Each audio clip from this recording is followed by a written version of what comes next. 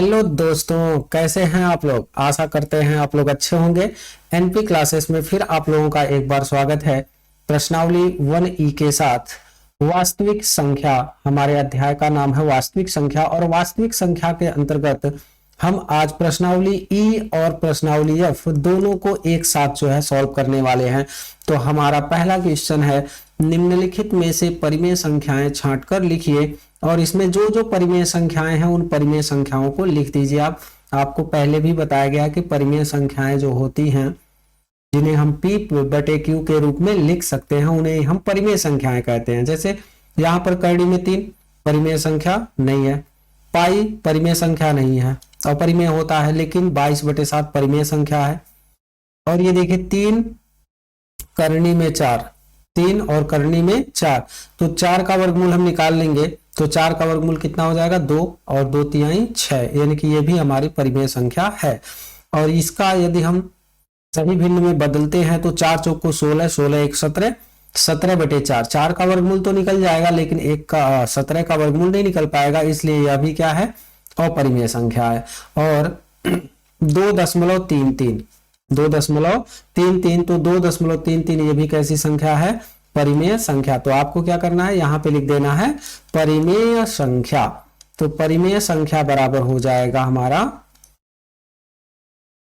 22/7, 3 करनी में 4 और 2.33। ये जो है हमारी कैसी संख्याएं हो जाएंगी, परिमेय संख्या। वैसे देखिए 1E जो प्रश्नावली है हमारा बहुत ही इजी होने वाला है, और बहुत ही इजी है भी, क्योंकि इसमें ज्यादातर क्वेश्चन जो है आपके यही पूछे जाएंगे कि कौन परिमेय है और कौन सा अपरिमेय है। तो चलिए अपना दूसरा क्वेश्चन देखते हैं। और दूसरे क्वेश्चन में दिया गया है 4 में अपरिमेय संख्या, मतलब √4, √0.4, 4, 5 में अपरिमेय संख्या बताओ। तो अपरिमेय संख्या कौन सी है, तो इसमें आप एकदम क्लियर देख सकते हैं अपरिमेय संख्या। देखिए इसका वर्गमूल हम निकाल सकते हैं, कितना हो जाएगा, इसकी वैल्यू 2 हो जाएगी।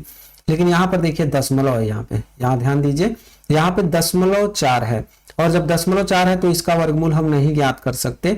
बहुत से लोग क्या करेंगे, इसमें दशमलव को ध्यान नहीं देंगे और 4 का बोलेंगे कि वर्गमूल निकल जाएगा 2 हो जाएगा, लेकिन ऐसा नहीं होगा। 0.2, बहुत से लोग तो ऐसे बोलते हैं 0.4 का वर्गमूल कितना हो जाएगा, 0.2 हो जाएगा। ये गलत हो जाएगा, क्योंकि 0.2 का अगर हम स्क्वायर करें तो फिर 0.4 आ जाना चाहिए ना, लेकिन स्क्वायर करते हैं तो 2 दूनी 4 और 2 अंक के बाद दशमलव होता है, यानी कि 0.04 हो जाएगा, जो कि गलत हो जाएगा। इसलिए यह कैसी संख्या होगी। और ये देखिए 4 को देख लेते हैं, 4 कैसी संख्या है, परिमेय संख्या। 5 कैसी है, परिमेय संख्या। तो बचा कौन सा, ये हमारा, यानी कि अपरिमेय संख्या हो जाएगी 0.4, यानी कि अपरिमेय बराबर 0.4, ये हमारा आंसर हो जाएगा। तो चलिए अगला क्वेश्चन देखते हैं अपना, क्वेश्चन नंबर 3। निम्नलिखित में से परिमेय संख्याएं छांट कर लिखिए। फिर वही बात है कि निम्नलिखित में से जो है परिमेय संख्याएं आपको छांट कर लिखनी है। तो परिमेय संख्या कौन कौन सी होगी, तो यहाँ पर देख सकते हैं परिमेय संख्या, ये अपरिमेय है, ये हमारा कौन सी संख्या है, अपरिमेय संख्या है। 14.0373737 इस तरह से डॉट डॉट ये आता रहेगा। तो इसका जो दशमलव प्रसार है वो अशांत आवर्ती है। तो जब अशांत आवर्ती होते हैं तो वो कैसी संख्याएं मानी जाती हैं, वो संख्याएं परिमेय मानी जाती हैं। और उसके बाद से करड़ी में 1 है, तो करड़ी में 1 की वैल्यू तो 1 ही होगी, तो ये क्या है, परिमेय है। और पाई/4, पाई + 4 ये कैसा हो जाएगा, अपरिमेय हो जाएगा, अपरिमेय संख्या हो जाएगी। तो इस तरह से जो है इसमें क्या छांटना था हमें, परिमेय संख्या। तो लिख देंगे यहाँ पे परिमेय संख्या बराबर 14.03737 ... और 1 हो जाएगा हमारा √1, ये आंसर हो जाएगा। ठीक है, फिर अगला क्वेश्चन देखते हैं। और अगला क्वेश्चन है हमारा क्वेश्चन नंबर 4।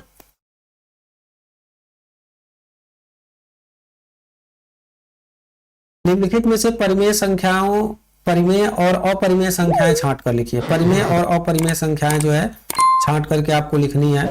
तो इसमें देखेंगे हम परिमेय संख्या पहले कि कौन सी परिमेय संख्या है। तो परिमेय संख्या और दूसरी जगह पे लिख लेंगे अपरिमेय संख्या। अपरिमेय संख्या। तो देखिए परिमेय संख्या हमारी कौन कौन सी होगी, तो इसमें देखिए इसका तो वर्गमूल निकाल नहीं सकते, इसका मतलब ये पूरा ही क्या हो गया हमारा अपरिमेय हो गया, अपरिमेय हो गया। करड़ी में 7/2 भी क्या हो जाएगा अपरिमेय हो जाएगा। 5 माइनस करड़ी में 4, तो करड़ी में 4 का वर्गमूल 2 हो जाएगा, मतलब 4 का वर्गमूल जो है 2 हो जाएगा। तो 5 में से 2 घटाएंगे कितना हो जाएगा 3, यानी कि ये कैसी संख्या हो गई परिमेय। और 0.01 का वर्गमूल अब आप निकाल सकते हैं, क्योंकि इसमें 2 अंक के बाद दशमलव और 2 अंक के बाद दशमलव अगर होता है तो हम उसका जो है वर्गमूल निकाल सकते हैं। या इसको देखिए ऐसे भी लिख सकते हैं आप, रूट में 1/100, क्योंकि दशमलव हटाने के लिए नीचे 2 जीरो बढ़ाना पड़ेगा, क्योंकि दशमलव 2 अंक के बाद है। तो अब 1 का वर्गमूल तो 1 होगा और 100 का वर्गमूल कितना हो जाएगा 10 हो जाएगा, यानी कि इससे करड़ी जो है समाप्त हो जाती है, इसलिए यह भी कैसी संख्या हो जाएगी परिमेय। तो परिमेय संख्या में लिख देंगे आप 5 माइनस करड़ी में 4 ये होगा, और दूसरा हमारा क्या होगा रूट में 0.01, और अपरिमेय संख्या में जो बचा हुआ है उसको लिख देंगे, यानी कि 4 माइनस √3 और हो जाएगा रूट 7/2, रूट में 7/2, ये हमारा आंसर हो जाएगा। इस तरह से हम क्वेश्चन को सॉल्व कर सकते हैं। वैसे भी बहुत सा इजी क्वेश्चन है, इसमें कुछ खास तो है नहीं, बस परिमेय और अपरिमेय ही आपको छांटना है। तो क्वेश्चन नंबर 5 देखते हैं अपना, दिया है परिमेय संख्या ज्ञात कीजिए। परिमेय संख्या आपको ज्ञात करनी है, तो क्या करड़ी में 2 परिमेय संख्या है, नहीं। करड़ी में 3 नहीं। करड़ी में 9 एस, क्योंकि 9 का वर्गमूल कितना हो जाएगा 3 हो जाएगा, तो जब वर्गमूल निकल जाएगा तो फिर ये जो है परिमेय संख्या है। और करड़ी में 15 का भी वर्गमूल नहीं निकाल सकते, इसलिए इसमें परिमेय संख्या जो होगी लिख देंगे सीधे सीधे परिमेय संख्या। ये सब जो है मुंजबानी क्वेश्चन है एक तरह से, √9 हो जाएगा। ठीक है, इस तरह से हमारा क्वेश्चन नंबर 5 हो जाता है। और चलते हैं अपने अगले क्वेश्चन। अगला क्वेश्चन है हमारा 6, जो कि है में परिमेय संख्या ज्ञात कीजिए। फिर वही चीज परिमेय संख्या, तो देखिए ये हमारी अपरिमेय है, ये भी अपरिमेय है। कैसे पहचानते हैं, तो 7 का वर्गमूल नहीं निकाल सकते पूर्ण रूप से, 11 का पूर्ण रूप से वर्गमूल नहीं निकाल सकते, 16 का निकाल सकते हैं तो ये परिमेय संख्या है, 19 का नहीं निकाल सकते तो ये जो है अपरिमेय संख्या, 23 का भी नहीं निकाल सकते तो अपरिमेय संख्या। यानी कि इसमें परिमेय संख्या बराबर क्या हो जाएगी, तो परिमेय संख्या बराबर हो जाएगी रूट में 16, ये हमारा आंसर हो जाएगा। तो अगला 7वां क्वेश्चन है हमारा, में परिमेय संख्या ज्ञात कीजिए। तो देखिए करड़ी में 4 2 हो जाएगा, इसका नहीं निकल पाएगा, इसका भी नहीं निकल पाएगा, इसका निकल जाएगा और इसका भी निकल जाएगा, यानी कि परिमेय संख्या आप लिख देंगे इसमें क्या परिमेय संख्या बराबर √4 √9 √16, ये हमारा आंसर हो जाएगा। ठीक है, तो आशा करते हैं आप लोगों को पूरा समझ में आ रहा होगा। वैसे भी पहले भी आप लोगों को बताया गया था कि कौन कौन सी संख्याएं परिमेय होती हैं और कौन कौन सी संख्याएं अपरिमेय होती हैं। तो अगला क्वेश्चन है हमारा 8वां, करड़ी में 2 करड़ी में 3 करड़ी में 5 करड़ी में 4/9 करड़ी में 7.9, करड़ी में 0.9 में परिमेय संख्या ज्ञात कीजिए। तो आपको इसमें परिमेय संख्या बताना है, तो कौन सी परिमेय संख्या होगी, तो देखिए ये तो हो नहीं सकता परिमेय संख्या, करड़ी में 3 भी परिमेय संख्या नहीं हो सकती, करड़ी में 5 भी नहीं होगा।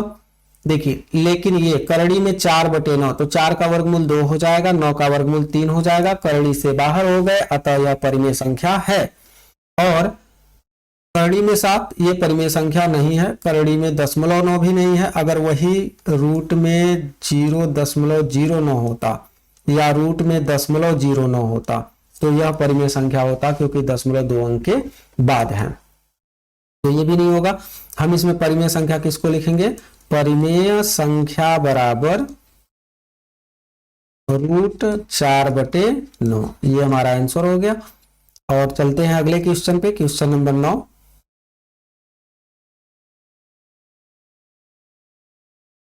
क्वेश्चन नंबर 9 है, सिद्ध कीजिए कि 2 धन करड़ी में 3 एक अपरिमेय संख्या है।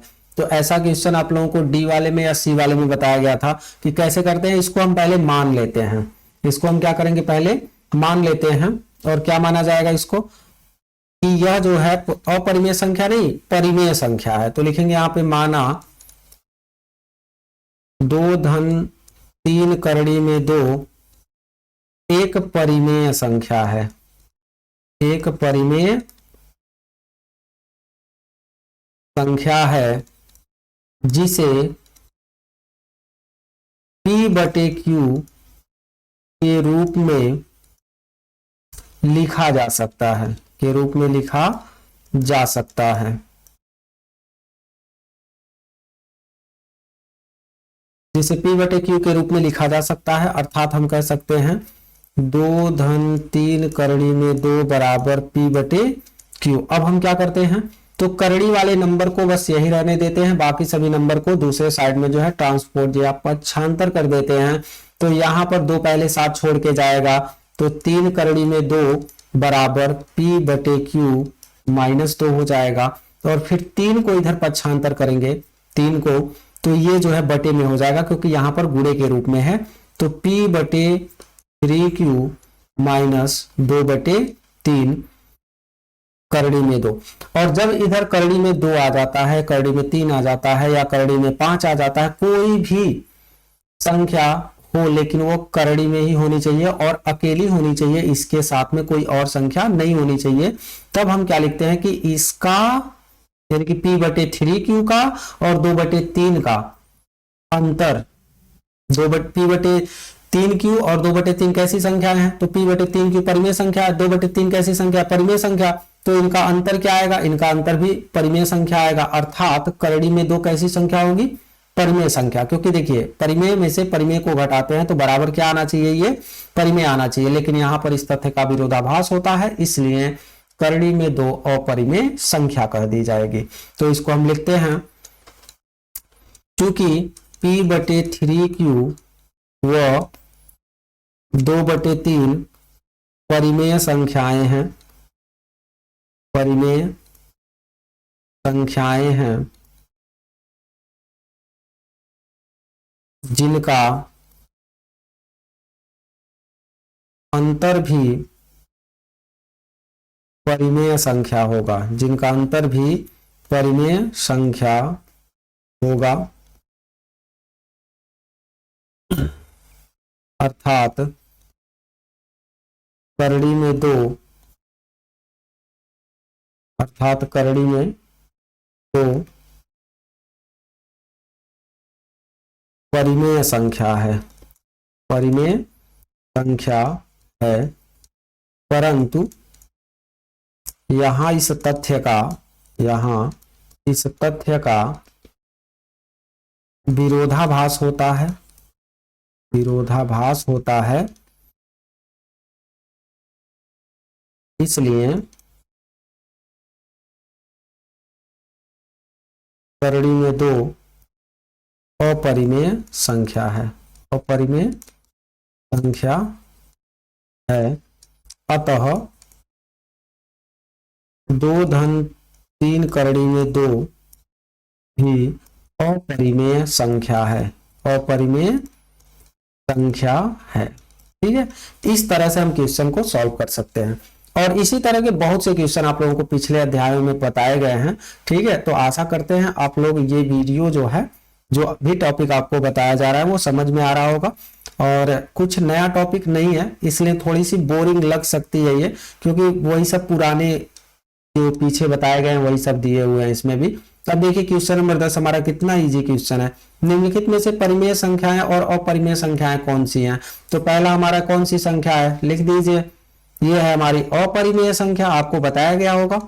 अपरिमेय संख्या 22/7 क्या है, परिमेय संख्या। 3.14 क्या है, तो ये भी है परिमेय संख्या, परिमेय संख्या। परंतु 0.9 कैसी संख्या है, तो अपरिमेय संख्या, क्योंकि इसका वर्गमूल निकाला नहीं जा सकता, अपरिमेय संख्या हो जाएगा। ठीक है, तो इस तरह से हमारा जो प्रश्नावली 1E है और क्वेश्चन नंबर 10 तक हमारे सॉल्व हो जाते हैं। और इसके बाद से हमारा जो प्रश्नावली शुरू होगा वो है 1F। 1F प्रश्नावली है और 1F प्रश्नावली आपका ज्यादातर जो है, ज्यादा क्या पूरा का पूरा बहुविकल्पी है, लगभग लास्ट में 1-2 क्वेश्चन हो सकता है मिले आपको।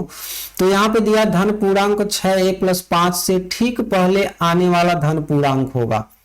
ठीक पहले आने वाला धन पूर्णांक। तो देखिए अगर आपसे कहता है कि 5 से ठीक पहले कौन आता है, तो 5 से ठीक पहले के लिए आपको क्या करना होगा, इसमें से एक घटा लेना होगा, यानी कि 4 हो जाएगा।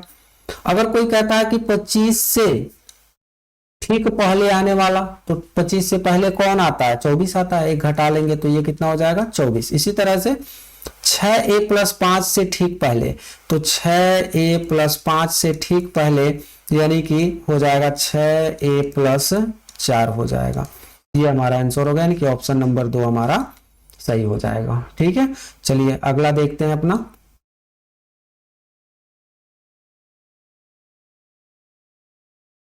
अगला क्वेश्चन है अपरिमेय संख्या है, तो इसमें अपरिमेय संख्या कौन सी होगी, तो 22/7 तो परिमेय होता है, पाई ही दिख रहा है, ये सीधे सीधे आंसर हो जाएगा हमारा। और इसके बाद से अगला क्वेश्चन तीसरा, संख्या 4 करड़ी में 3 है, संख्या 4 करड़ी में 3 कैसी संख्या है, तो संख्या 4 करड़ी में 3 जो है यह परिमेय है कि अपरिमेय है कि इनमें से कोई नहीं कि पूर्णांक है। तो देखिए पहला ऑप्शन पूर्णांक दिया है, परिमेय संख्या है, अपरिमेय संख्या है, इनमें से कोई नहीं, तो देख रहे हैं कि ये करड़ी में 3 है अपरिमेय संख्या, इसलिए ये क्या हो जाएगी अपरिमेय संख्या, यही ऑप्शन हमारा सही हो जाएगा। अगला है चौथा क्वेश्चन, निम्नलिखित संख्याओं में परिमेय संख्या होगी, तो निम्नलिखित संख्याओं में परिमेय संख्या कौन सी होगी, तो करड़ी में 5 देख रहे हैं अपरिमेय संख्या है, करड़ी में 1 परिमेय संख्या हो जाएगी, करड़ी में 1 जो है वो परिमेय संख्या हो जाएगी, क्योंकि करड़ी में 1 की वैल्यू कितनी होती है, 1 ही होती है, इसलिए यह परिमेय संख्या हो जाएगी। और अगला क्वेश्चन पांचवा, निम्नलिखित में परिमेय संख्या है, तो इसमें से कौन सी जो है परिमेय संख्या है, तो इसमें अगर हम देखें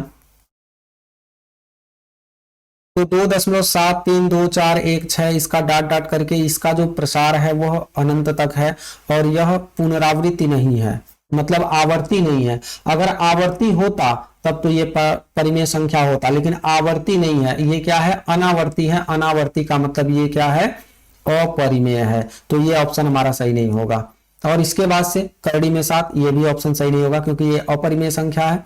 और ये देखिए चौथा ऑप्शन देख लेते हैं 0.9, इसका भी वर्गमूल हम पूर्ण रूप से नहीं निकाल सकते, तो ये भी अपरिमेय संख्या है। तो फिर हमारी परिमेय संख्या कौन सी हो जाएगी 2.737373, ये जो है हमारी कैसी संख्या हो जाएगी परिमेय संख्या हो जाएगी। तो अगला क्वेश्चन है हमारा 8वां, किसी पूर्णांक m के लिए प्रत्येक सम पूर्णांक निम्नलिखित रूप का होता है, यानी कि सम पूर्णांक जो है किस रूप का होता है, यहाँ पे देखिए क्या बोला है सम बोला है, सम पूर्णांक।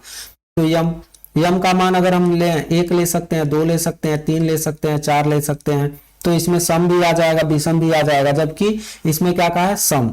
तो देखिए m+1, तो यम का मान अगर 1 लेते हैं तो 1 1 2 सम आ जाएगा, 2 लेते हैं तो 2 1 3 यानी कि विषम आ जाएगा। अगर यहाँ पे मतलब यम का मान अलग अलग लेते हैं तो ये कभी सम आएगा और कभी विषम आएगा, तो ये भी ऑप्शन सही नहीं होगा हमारा। और इसके बाद से तीसरा ऑप्शन दिया हुआ है 2m, तो यम का मान आप कुछ भी ले लीजिए, 1 लीजिए कितना आ रहा है 2 आ रहा है, 2 लेंगे 4 आएगा, 3 लेंगे 6 आएगा, अगर 4 लेते हैं तो 4 दूनी 8 आएगा, अगर आप 5 लेते हैं तो 5 दूनी 10 आएगा। इसका मतलब हमेशा ही ये क्या मिलने वाला है, हमें सम पूर्णांक मिलने वाला है, इसलिए हमारा ऑप्शन नंबर जो 3 है वो सही हो जाता है 2m। ठीक है,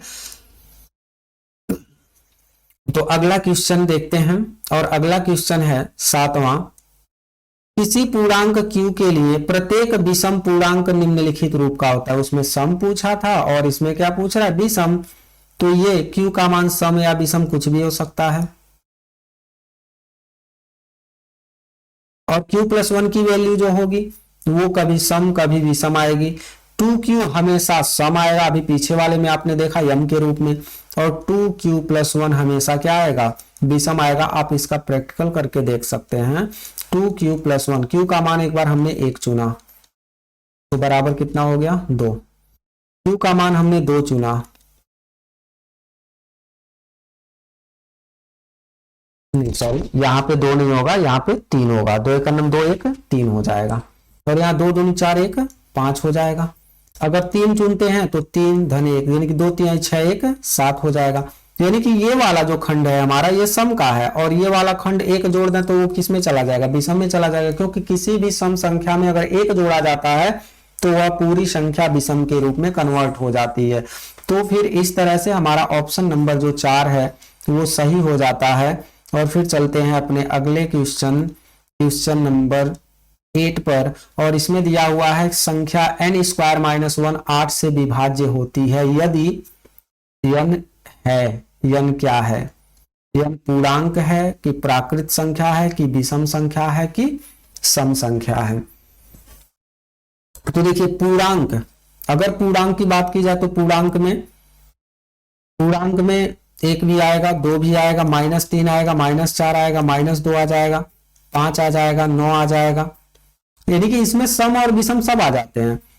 और प्राकृत संख्या में भी 1 2 3 4 5 6 इसमें भी सम और विषम दोनों आ जाते हैं। इसका मतलब ये दोनों ऑप्शन ही हमारे सही नहीं हो सकते। अब या तो विषम होगा या तो सम होगा। तो n बराबर सम लेकर के चेक कर लेते हैं। n बराबर सम, जैसे 2 4 6 हमने ले लिया, तब देखते हैं n की वैल्यू क्या होती है। n का मान अगर हम 2 लेते हैं तो n स्क्वायर माइनस 1 बाई कितना होना चाहिए 8। तो n की वैल्यू कितना लेते हैं, 2 लेते हैं, तो 2 का स्क्वायर 4, 4 में से घटाएंगे तो 3/8 हो जाएगा। चलिए अगर मान लीजिए ये जो 2 है वो छोटा है तो 4 को रख करके चेक कर लेते हैं, तो कितना हो जाएगा, ये n की वैल्यू 4 का स्क्वायर माइनस 1/8, यानी कि 4 चौको 16 में से घटाएंगे तो 17 बटे कितना हो जाएगा 8 हो जाएगा। क्या ये पूरा डिवाइड होगा इससे, तो पूरा डिवाइड नहीं होगा, यानी कि 4 लेंगे तब भी नहीं होगा, 6 लेंगे तब भी नहीं होगा, यानी कि विषम वाला भी ऑप्शन हमारा सही नहीं है। तो फिर सम वाला ऑप्शन हमारा निश्चित रूप से सही होगा। और इसको चेक भी कर सकते हैं कि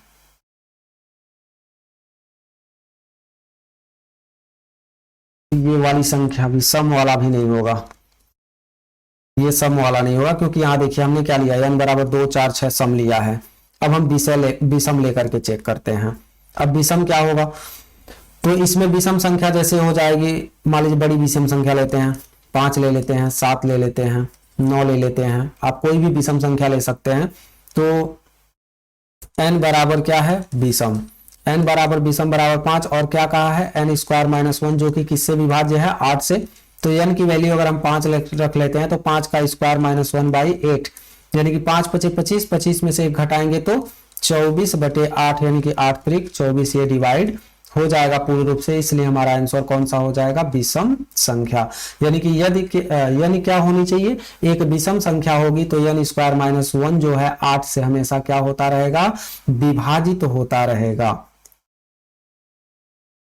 अब अगला क्वेश्चन है हमारा क्वेश्चन नंबर 9, दिया हुआ है यदि 65 और 117 के HCF को 65 m माइनस 117 के रूप में व्यक्त किया जा सके तो m का मान ज्ञात कीजिए। ये प्रश्नावली में भी क्वेश्चन आप लोगों का आया था।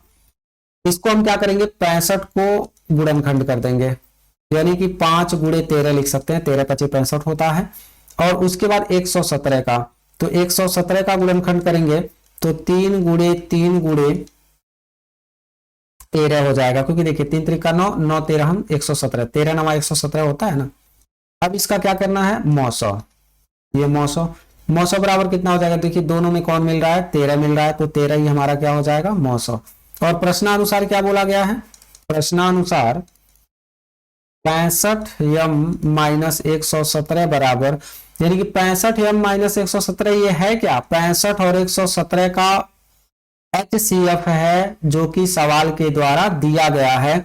और 13 के जगह पे क्या लिखा गया है, 65 m माइनस 117, तो यहाँ पर हो जाएगा 13, और 13 को 117 को उधर पक्षांतर करेंगे तो 65 m बराबर 13 प्लस 117, और 13 और 117 जोड़ेंगे तो 130 हो जाएगा 65 m बराबर, और m बराबर कितना हो जाएगा 130/65, और 65 दूनी 130, अर्थात m बराबर कितना हो जाएगा 2, यानी कि दूसरा ऑप्शन हमारा सही हो जाता है।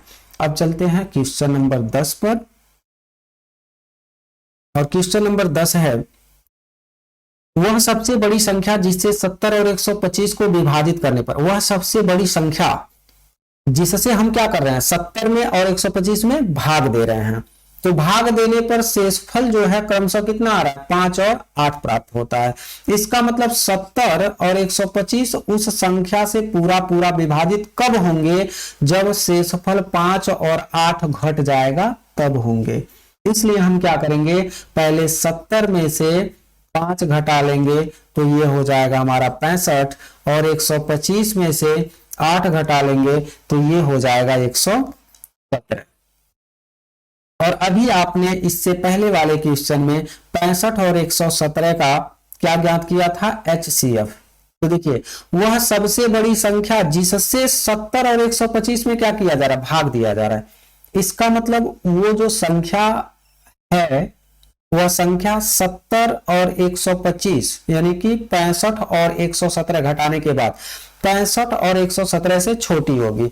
और जब हम छोटा ज्ञात करते हैं, छोटी संख्या निकालनी होती है दोनों संख्याओं से, तो उसका हम मौसौ निकालते हैं। तो यहां पे क्या करेंगे, 65 को लिख सकते हैं 5 गुणे 13, और 117 को क्या लिख सकते हैं, 3 गुणे 3 गुणे 13।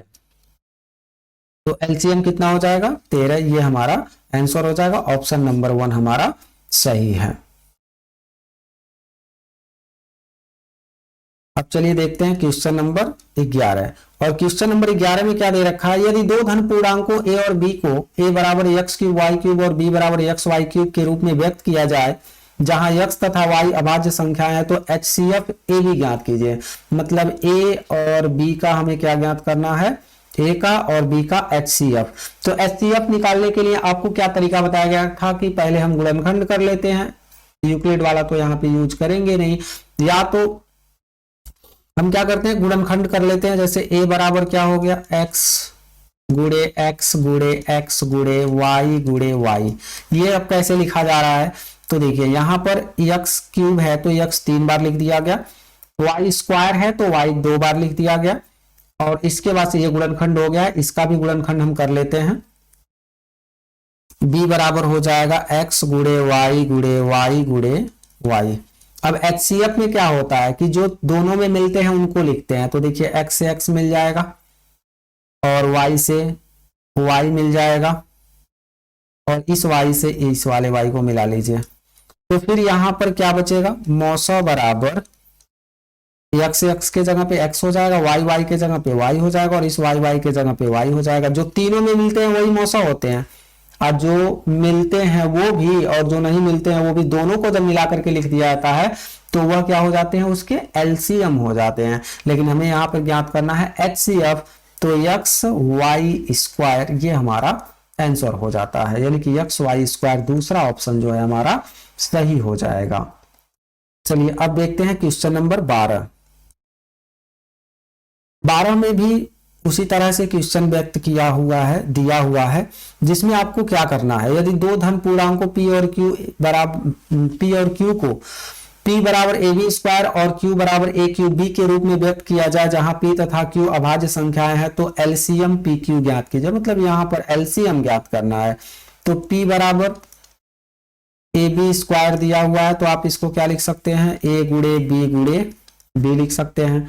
और q बराबर कितना दिया हुआ है, a क्यूब b, तो a गुणे a गुणे b।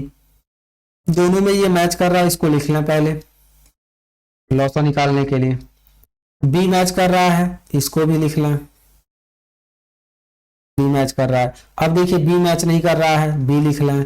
a ऊपर वाले में मैच नहीं कर रहा है, उसको लिख लें। a ऊपर वाले में मैच नहीं कर रहा है, इसको लिख लें। तो अब टोटल क्या हो गया इसमें, a क्यूब a तो क्या हो गया a क्यूब, और b तो क्या हो जाएगा b स्क्वायर, यानी कि a क्यूब b स्क्वायर। ये तीसरा ऑप्शन हमारा सही हो जाता है। इस तरह से हमने क्वेश्चन नंबर 12 तक जो है सॉल्व कर लिया। और फिर देखते हैं क्वेश्चन नंबर 13 कि 13 में क्या कहता है, एक शून्येतर परिमेय संख्या और अपरिमेय संख्या का गुणनफल होता है। कह रहा है यहाँ पे कि एक शून्येतर परिमेय संख्या, मतलब परिमेय संख्या और अपरिमेय संख्या का अगर गुणा किया जाए, परिमेय संख्या है जैसे कि 4 हो गई, अपरिमेय संख्या करड़ी में 3 हो गई। अगर इसका गुणा करें तो 4 करड़ी में 3 आएगा, परिमेय आएगा कि अपरिमेय, तो सदैव अपरिमेय संख्या। सदैव कैसा आएगा, तो ये अपरिमेय संख्या ही आएगा।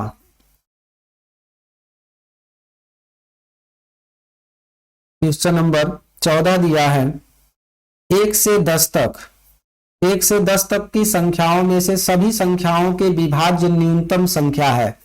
मतलब ऐसी कौन सी संख्या है जो 1 से भी कट जाएगी, 2 से भी कट जाएगी, इन चारों में से कौन सी वह संख्या है जो 1 से भी कट जाए, 2 से भी कट जाए, 1 से भी, 2 से भी, 3, 4, 5, 6, 7, 8, 9 और 10। यानी कि कौन सी ऐसी संख्या जो 1 से भी कटेगी, 2 से भी कटेगी, 3, 4, 5, 6, 7, 8, 9, 10 सभी संख्याओं से वो कट जाएगी, वो कौन सी है। तो देखिए अगर कुछ लोग 10 सोचेंगे तो 10 गलत हो जाएगा, क्योंकि 3 से नहीं कटेगा, 100 भी नहीं कटेगा और 504 भी नहीं कटेगा। इसमें टोटल 2520 ही केवल जो ऐसी संख्या है जो कि इन 10 संख्याओं से विभाजित हो जाएगी पूर्ण रूप से। और इसको अगर हमें ज्ञात करना है तो इसका निकालना पड़ता है एलसीएम। और यदि 1, 2, 3, 4, 5, 6, 7, 8, 9, 10 का आप एलसीएम निकालते हैं तो इसका एलसीएम 2520 आएगा और यही हमारा आंसर होगा। चलिए अगला क्वेश्चन है हमारा 15। परिमेय संख्या 14587 का दशमलव प्रसार निम्नलिखित किन स्थानों के बाद समाप्त हो जाएगा।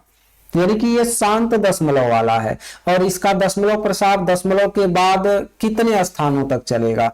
तो इसके लिए हम क्या करेंगे, पहले इसको 1250 से या तो इसमें भाग दे करके देख लें, या तो आपको प्रोसेस बताया गया था लगाने का इसका, कि अगर दिया हुआ है 14,587 बटे, अब 1250 को क्या लिख सकते हैं, इसका गुणनखंड कर लेंगे, 1250 का फैक्टर कर लेंगे तो 2 छके 12 और 2 दूनी 4, 2 पचे 10। फिर इसको 5 से डिवाइड कर देंगे तो 5 125 हम 625 और फिर 5 से डिवाइड कर लेंगे, 5 25 हम 125, फिर 5 से डिवाइड कर लेंगे, 5 पचे 25 और फिर 5 से डिवाइड करेंगे तो 1 हो जाएगा। यानी कि ये हो गया हमारा 5 गुणे 5 गुणे 5 गुणे 5 गुणे 2। देखिए 4 बार है 5, उसको लिख लिया हमने, और 1 बार है 2। अब आपको क्या करना है कि अगर इसे दशमलव में बदलना है तो दशमलव में बदलने के लिए आपको ग्रुप बनाना पड़ता है 5 और 2 का एक ग्रुप। तो यहाँ पे 5 और 2 का एक ग्रुप बन चुका है, अभी इस 5 का भी तो जोड़ा चाहिए, मतलब ग्रुप बनाने के लिए। तो कितना आ जाएगा 2, फिर कितना आ जाएगा 2, 1 2 3 4 है, 1 2 3 और 1 बार और बढ़ा लेते हैं।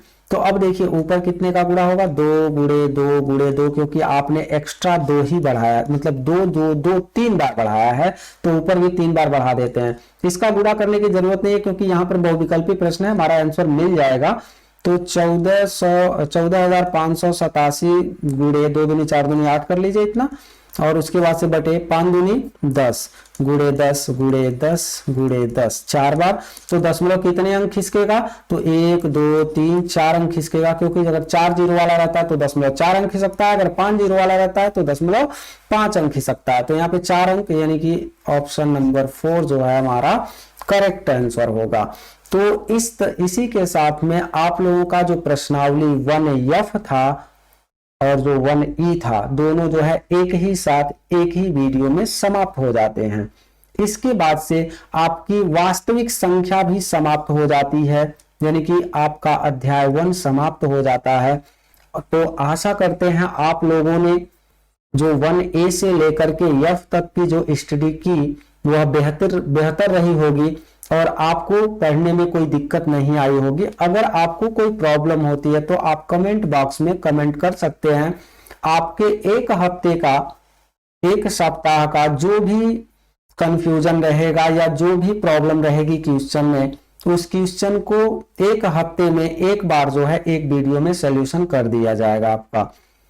तो आप लोग जो है वीडियो को ज्यादा से ज्यादा शेयर करिए ताकि जो चैनल है, चैनल के सब्सक्राइबर जो है बढ़ सके। तो आज के लिए इतना ही और मिलते हैं अगले दिन अगले वीडियो में 2 चैप्टर यानी कि दूसरे चैप्टर के साथ।